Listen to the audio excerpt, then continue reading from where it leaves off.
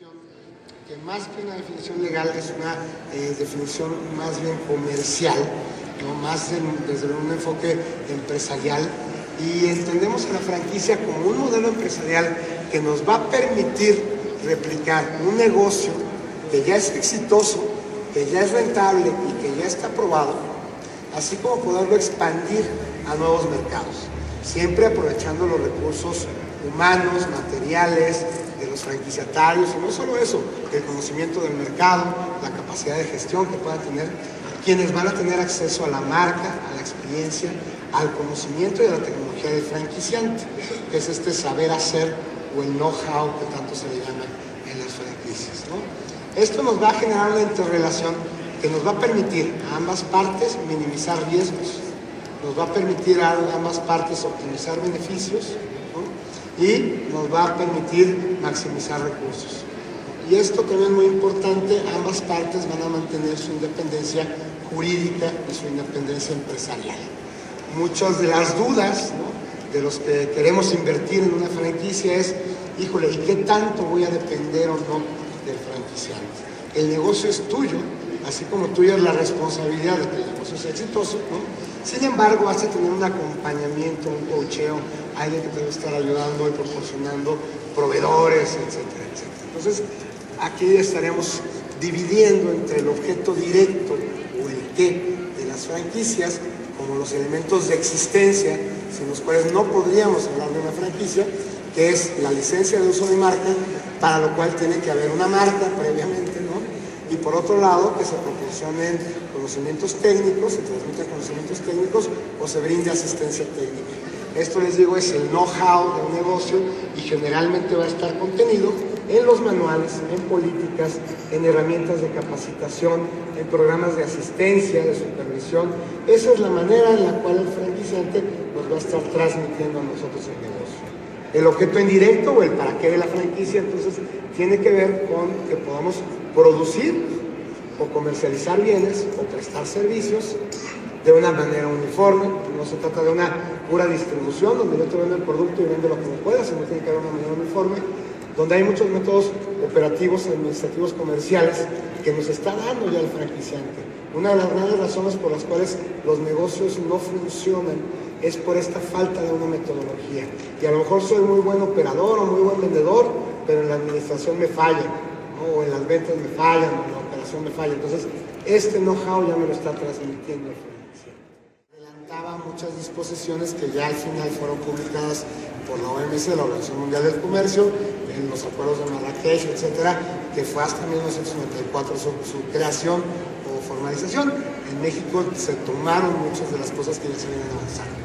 En el artículo 142 se da la definición de la franquicia, que era la que les acabo de leer hace un rato, ¿no? Y nos decía en un segundo párrafo que previo a la firma del contrato nos tenían que entregar cierta información, ¿no?, en los términos que estableciera el reglamento.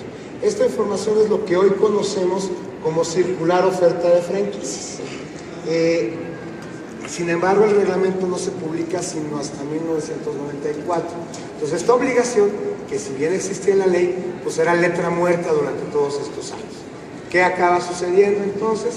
Que en el 94 se publica el reglamento, y este reglamento incluye lo que es la circular oferta de franquicias, que hoy los que queremos invertir en una franquicia, pues la tenemos que pedir antes de firmar un contrato. Y los que vamos a ser franquiciantes o queremos otorgar franquicias, es una información o un documento que tenemos que estar entregando. En el 2001 publicamos o desarrollamos, en conjunto con la Asociación Mexicana de Franquicias, lo que fue la norma mexicana de franquicias. No había un antecedente a nivel mundial. Hoy ya hay una norma española, una norma argentina, etcétera, pero en ese momento también fuimos pioneros en ese tema, y lo que se pretendía era darle certidumbre a los inversionistas. En el 2006 se hace una reforma a la ley de la propiedad industrial en temas de franquicias, una reforma desde mi punto de vista muy desafortunada, un poco clara, un poco precisa, pero con temas interesantes. Ahorita vamos a ver los diferentes puntos. Y justo en el 2013 publicamos ya una nueva norma empresarial, es de cumplimiento voluntario, ya se entregaron los 2 primeros títulos a marcas como Prendamex o como Impuesto, las primeras certificaciones, y la idea es que se sigan certificando. además de otro tipo de acreditaciones que tiene el Ministerio de la Secretaría de Economía, ¿no? El artículo 142 entonces nos dice, nos incluye qué es la franquicia y la obligación de entregar información veraz previa a la firma del contrato. Nos habla la ley de 30 días antes de firmar el contrato, tengo que tener yo esta información. 142 bis nos habla de algunos elementos que debe de contener el contrato. El 142 bis 1 nos dice que el franquiciante no puede tener injerencia en el negocio franquiciado más que para aquellos temas que sean importantes para asegurar las cosas. Hay que entregar 30 días antes de la firma.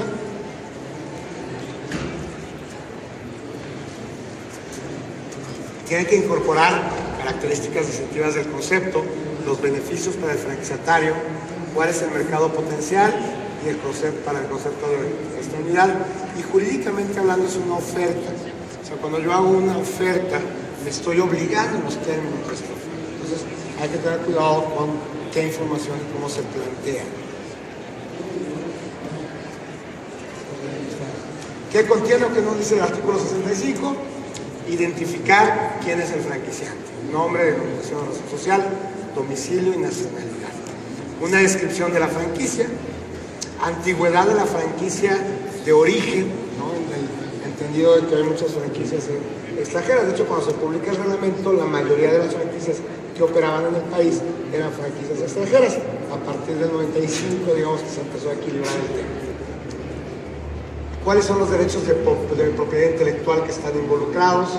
¿Cuáles son los pagos o conceptos que el franquiciatario le ha de pagar al franquiciante?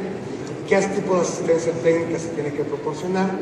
Definición territorial o cómo manejan temas de exclusividades, si puedo o no dar sus franquicias como franquiciatario, ¿no? Las obligaciones respecto de información confidencial y en general derechos y obligaciones.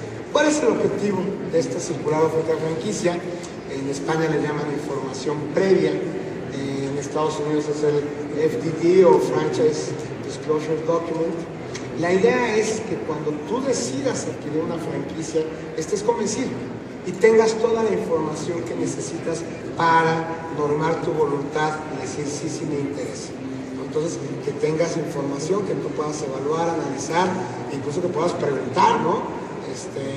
Hay franquicias que ponen a tu disposición, por ejemplo, un directorio de todos sus franquiciatarios. Hay otras franquicias que te pueden hablar de si los franquiciatarios han tenido litigios o si han tenido cierres de unidades, etc. Y toda esta información es valiosa para que tú puedas tomar la mejor decisión. Un buen franquiciante no te va a querer vender por vender ni te va a presionar, mucho cuidado. Un buen franquiciante lo que quiere es que tú hagas muy buen negocio. Para otorgar licencias no es el que está compareciendo al contrato de franquicia. Entonces sí tenemos que identificar y que quien lo hace realmente tenga la capacidad para obligarse en nombre de la empresa franquiciante. Obviamente el otorgamiento de la franquicia, ¿no? Te va a otorgar el derecho a usarla. La no garantía de éxito. Generalmente un contrato de franquicia te va a decir, bueno, yo te voy a dar los elementos, pero no te puedo garantizar el resultado. Y generalmente el éxito de una franquicia es bastante positivo. Estamos hablando que el 80-90% de las franquicias les va bien. Sin embargo, pues hay un pequeño porcentaje de franquicias que no son exitosas. Alguna vez vi alguna franquicia que garantizaba el éxito y si no te devolvían tu inversión, obviamente es una franquicia que ya no existe, ¿no?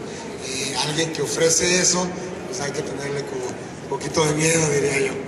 Políticas de territorialidad, ¿no? Si vas a tener un territorio exclusivo o no, si vas a tener un territorio preferente, ¿no? Si vas a tener una primera opción sobre un segundo territorio, todas estas cuestiones te las tengo que estar planteando. Uso de las marcas, ¿no? Cuándo, cómo y dónde sí puedes usar las marcas y dónde no las puedes usar. Uno de los grandes éxitos de las franquicias es que está basada en activos intangibles como son las marcas. Yo si quisiera ahorita rentarles este podio, además de que no es mío, pero solamente se los podría rentar de uno en uno, ¿no? Si yo les quisiera dar una licencia de la marca Feria Internacional de Franquicias, o Asociación Mexicana de Franquicias, o Alcázar y compañía, yo a lo mejor les podría dar una licencia a todos, ¿no? En diferentes territorios o para diferentes fines, etcétera, ¿no? Entonces, es uno de los grandes éxitos, pero hay que regular muy bien cómo se van a usar estas marcas. Garantías en cuanto al uso de derechos de propiedad intelectual, y generalmente va a ser que te garanticen como franquiciatario el uso pacífico. Tú vas a estar pagando por usar una marca, y si mañana llega un tercero y te demanda por estarla usando, pues el franquiciante te tiene que defender, ¿no? O si alguien llega y con la misma marca o una marca similar en grado de confusión se pone enfrente de ti, el franquiciante te tiene que defender. O sea, el franquiciante te tiene que garantizar que solo tú vas a usar esa marca en ese territorio, porque por eso le estás pagando, ¿no?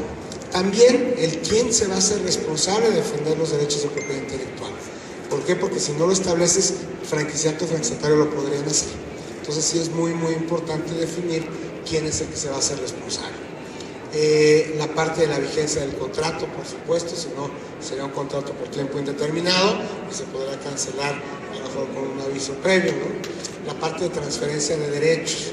Generalmente el contrato de franquicia va a ser un contrato de franquicia personalísimo. Yo te lo voy a dar por tus características, te voy a hacer una evaluación. Nosotros hacemos hasta evaluaciones psicométricas del candidato, checamos buró de crédito, vemos referencias financieras, etcétera, etcétera. Entonces tú mañana dices, oye, me voy a ir a vivir a otra ciudad o se lo quiero traspasar a alguien más, generalmente esto va a estar prohibido. ¿Qué es lo que sucede? Que se suele establecer alguna cuota adicional para que se puedan transferir los derechos. Y esto es muy válido, ¿por qué? Porque al nuevo franquiciatario lo tengo que volver a evaluar y lo tengo que volver a capacitar, ¿no? Entonces estos son temas regulares en este tipo de situaciones. La parte de capacitación, asistencia y supervisión. Ojo, los manuales van a ser mucho más extensivos. Los programas de capacitación se tienen que venir actualizando todo el tiempo. Sin embargo, aquí voy a poner condiciones básicas de cómo va a ser estos elementos. La parte de adecuación y equipamiento de las unidades, no solamente para la remodelación inicial, sino cada vez que haya un cambio de imagen, una nueva promoción, cada vez que tengamos que hacerle una remodelación a nuestros locales, ¿no? Todo esto va a estar aquí planteado. Obligaciones en cuanto a cuestiones de publicidad y promoción, qué puedes y qué no puedes hacer y qué sí tienes que hacer, ¿no? Hay franquicias que de repente dicen, bueno, vamos a lanzar esta promoción, y algunos franquiciatarios dicen, no, yo no le entro, ¿no? Entonces hay que ver si el contrato te obliga o no te obliga. Seguramente ustedes han visto promociones que dicen, aplica en tales sucursales o tales unidades, ¿no? A veces es porque algunos franquiciatarios no le quieren entrar a esa promoción. ¿Qué pagos vas a realizar como franquiciatario? No solamente a mí como franquiciante, que me tienes que pagar regalías o cuotas iniciales o a veces publicidad, ¿no? Sino a proveedores, software, ¿qué otros desembolsos vas a tener que hacer? ¿Qué garantías como franquiciatario generalmente ahí sí me vas a dar para asegurar el cumplimiento de tus obligaciones? Generalmente va a haber un aval, un obligado solidario, una fianza en estos sentidos, ¿no? El tema de la imagen y punto de venta, que seguramente me va a referir a un manual de imagen, cuestiones de sistemas, todo lo que tiene que ver con aspectos administrativos e informes, que hoy, aunque la tecnología comunicación, ¿no? Cuando estamos hablando de lo que está poniendo el franquiciante en la mesa, que es su concepto de negocio, que es a lo mejor su historia de vida, etcétera, o lo que está poniendo el franquiciatario, que puede ser todos sus ahorros, todo su patrimonio, pues estamos hablando de temas muy sensibles. Entonces tenemos que cuidar y desde un principio ser muy formales en el tipo de comunicación, ¿no? Entonces, si yo estoy dando capacitación, soporte, asistencia, tengo que generar una serie de constancias y evidencias de esa capacitación, soporte, asistencia que te estoy dando, ¿no? Debo de poner acuerdos que impliquen alguna modificación. Oye, fíjate que están haciendo una obra justo abajo de mi local, afuera de mi local, y entonces te pido que no me cobres regalías durante 3 meses. Yo soy muy escéptico en hacer este tipo de excepciones. Sin embargo, vamos a pensar que estamos de acuerdo, vamos a ponerlo por escrito, porque si no, tarde o temprano, uno de los dos lo va a olvidar o lo va a desconocer. Entonces, cualquier tipo de acuerdo que hagas por escrito, si haces reportes de supervisión, comunicados de, oye, tienes que regularizarte en esto, en aquello, entregarlo siempre por escrito o por correo electrónico o tal, pero que haya una evidencia, que haya constancia de las cosas. Esto nos pasa con nuestra pareja, ¿no? Oye, es que tú me dijiste, no, tú me dijiste. Ahora imagínense con nuestros franquiciatarios. Es que yo entendí que sí me habías dado autorización. no, pues yo estaba siendo sarcástico, ¿no? O sea, y tener mucho cuidado con este tipo de relaciones. Si hablamos por teléfono, nos ponemos de acuerdo en algo, te lo voy a confirmar por correo electrónico, ¿no? Siempre genera una evidencia, porque si es muy frecuente, cuelgas una llamada, tú piensas que ya quedaste en algo y la otra persona está pensando en algo completamente diferente. Notificar por escrito los incumplimientos, apercibiéndolos de las sanciones que implican que sigan continuando con ciertas conductas o no. Yo siempre he dicho que un sentimiento no expresado se convierte en un resentimiento. Entonces, en la relación franquiciante-franquiciatario pasa exactamente lo mismo. Si algo no te gusta de tu franquiciante, exprésaselo. Si él se había obligado a algo diferente en el contrato, en la circular de franquicias, exígelo. Y viceversa el franquiciante, ¿no? ¿Qué sucede? Que muchas veces por no generar conflicto, por quedar bien, por no, nos vamos guardando las cosas, ¿no? Entonces, esto en la relación con los franquiciatarios es imperdonable, porque eso nos puede llegar a generar tintorerías, etcétera, talleres mecánicos, ¿no? Vamos a hablar de franquicias que son industriales, que tienen algún proceso de transformación, como franquicias que tienen que ver, por ejemplo, pues me ha tocado ver concreteras, o estos que venden productos estos de Do, que anda por ahí, así. Y hay franquicias que son de formato de negocio, como un restaurante, que tiene servicio, que tiene distribución. Hay franquicias de distribución también, que su enfoque es distribuir productos y servicios. Y hay franquicias, les digo, como restaurantes, que tienen transformación en la cocina, distribuyen ciertos productos y obviamente ofrecen servicios. Por su esquema de crecimiento de franquicias que van a ser unitarias, ¿no? Te voy a otorgar una sola franquicia. Hay franquicias que son de desarrollo. Oye, tú vas a poder ir desarrollando un área, o hay franquicias que son de su franquicia donde tú vas a poder seguir otorgando sus franquicias. Temas de territorio, pues nos vamos a encontrar con franquicias que son para un territorio específico, para un solo centro comercial o un corner dentro de un local. Hay franquicias que van a ser de área, que suelen ser una colonia o una ciudad, franquicias regionales y franquicias maestras, ¿no? Donde hay unas mezclas que pueden ser de desarrollo, pueden ser de franquicias, etc. Por su nivel de integración, hay franquicias que se integran horizontalmente y entonces lo que hacen son economías de escala para hacer compras en conjunto. Hay franquicias que se van a desintegrar verticalmente, donde yo produzco el café, proceso el café, lo llevo a un nivel de vendértelo empacado o incluso hasta el punto de venta. Entonces estoy integrándome completamente vertical. Aquí hay que ver, ¿no? Y temas específicos como franquicias de co-branding, 2 o 3 marcas que se juntan para poner un punto de venta, franquicias de temas de food court, etcétera, ¿no? Hay muchos temas. Preguntas que se tienen que hacer: si lo hago con o sin socios. En ambos casos hay ventajas y desventajas, por supuesto. Si me conviene como franquiciatario, sobre todo ser persona física o moral, si voy a hacer qué tipo de sociedad, ¿no? ¿Qué hago con el régimen fiscal de mi negocio? La parte de los empleados, hoy que hay tantos temas de outsourcing, lo hago vía outsourcing, manejo yo mi nómina, cómo lo administro, y todas estas preguntas, que cada una de estas seguro me llevaría un par de horas o charlas más específicas, pero hay que irlas haciendo y hay que irlas desarrollando. Con tus clientes, ¿no? Tienes que tener en cuenta siempre cuestiones de publicidad, ¿no? Datos personales, manejo de datos personales, no hacer publicidad engañosa. Los de marketing luego son muy creativos, pero no se dan cuenta que están invadiendo los derechos de alguien más. Tener cuidado con estos detalles. ¿Qué garantías voy a ofrecer sobre mis productos y servicios? Y cómo voy a responder por esas garantías e incluso las promociones que haga.